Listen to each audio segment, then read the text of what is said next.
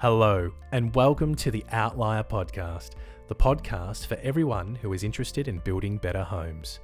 My name is Anthony, and I am the founder and lead designer of OUTLIER, and I'm passionate about creating beautiful and high-performing homes. I sit down regularly to chat with industry experts to help educate Australians about the potential of creating healthy, comfortable, and energy-efficient homes. Whether you are looking to build your forever home, renovate your existing house, or simply eager to learn more, tune in every month wherever you get your podcasts. We hope you join us on this journey.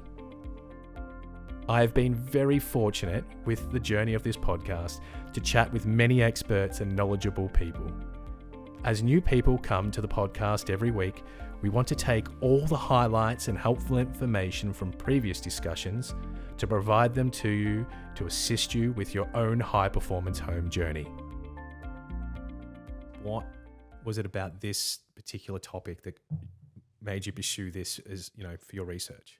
My PhD was a bit of an accident. Not to say that I didn't love research and wasn't interested in the topic, but I'd kind of gone back to school after sort of working for a long time and was doing a bit more broader sustainability stuff. And yeah, it was partly from practice, just having, feeling like one little house at a time and one lovely little architectural project at a time. Not to rubbish those, because they are excellent. And when clients want to put money into good homes, like that's fabulous.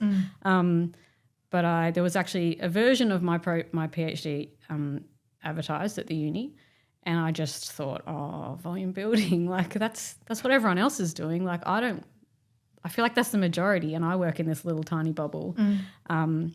It was angled slightly differently to where I ended up taking it. It was a bit more about marketing and things, and I was a bit more interested to step back and actually talk to the builders more about just how they understood the whole thing, rather than just how are they marketing that to consumers. I felt like that was a bit too far down the track. So yeah, but just because it's, you get on a main road out of Melbourne or wherever, and that is what you see. And I used to kind of, wince a little bit, which sounds rude, but I was like, oh God, those houses. But it's like, why do people build them, and why?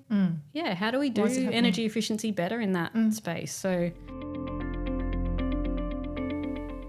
Erika, in your opinion, how do we support each other in order for it to be a smooth transition to building more energy efficient homes? It's a really good question.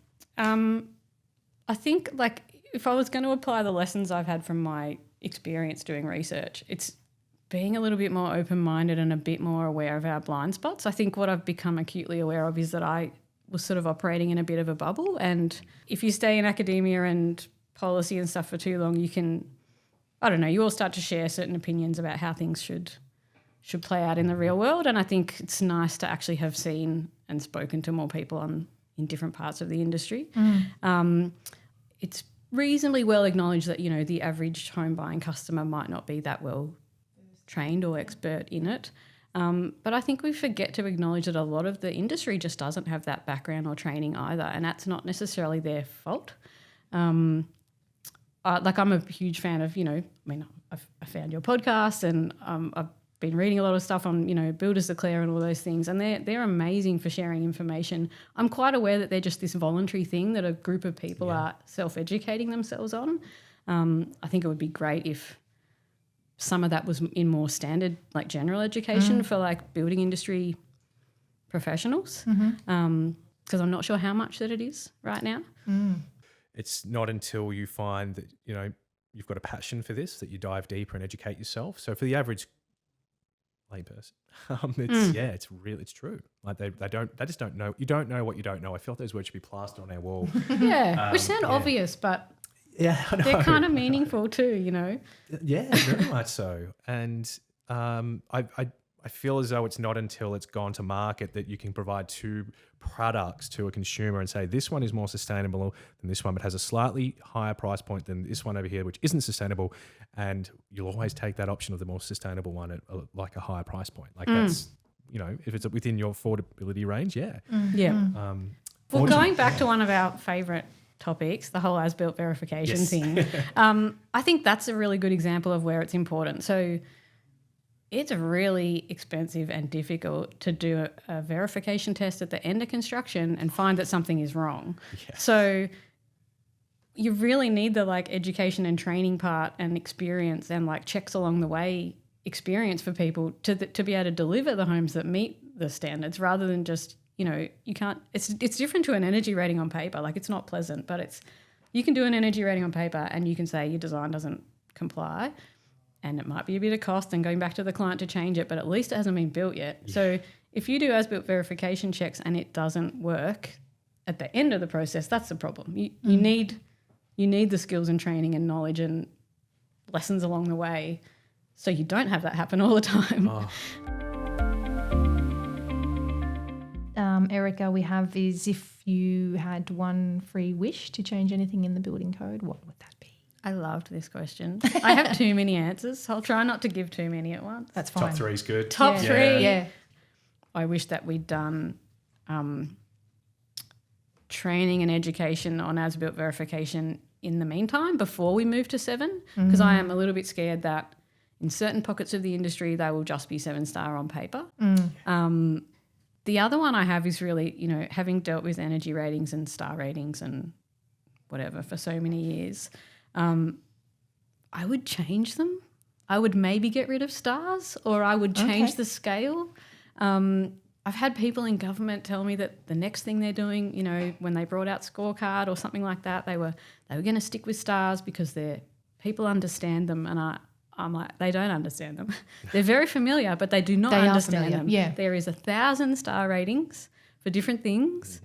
No one thinks of it as like a minimum worst allowable by law kind of thing. Yeah. So I wish we could chop the scale in half and make it out of 5, or, you know, because, you know, 3.5-star house doesn't sound so amazing. Yeah.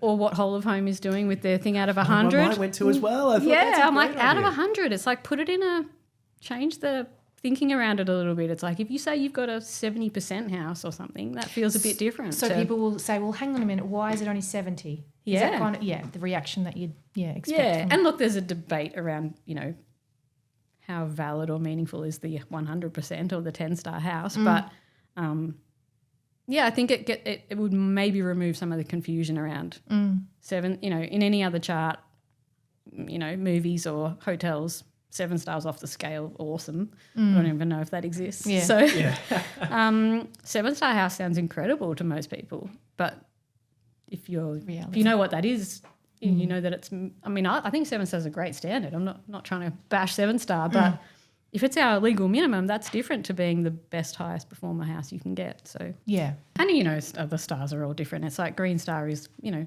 6-star Green Star is world leader or something, and it's like that's not a 6-star energy rating house. Like it's also confusing. I think it'd be great to go to a different scale or something that just.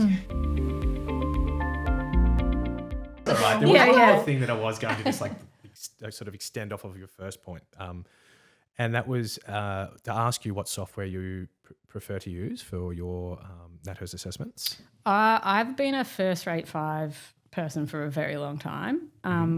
As part of that, have you had an opportunity as yet to review the as-built verification checklist that looks like it's going to come out with the new certification as an optional thing to obtain? I've seen it, but I have not spent a lot of time with it, no. So, I know that it's happening, and some of Jeremy Spencer's like postings on Instagram showing what's coming up. That's probably been my best insight into it. I think it's great that it might be there, even just to prompt people. But Jeremy, do you sleep? Yeah. How do you do it, Jeremy? Yeah.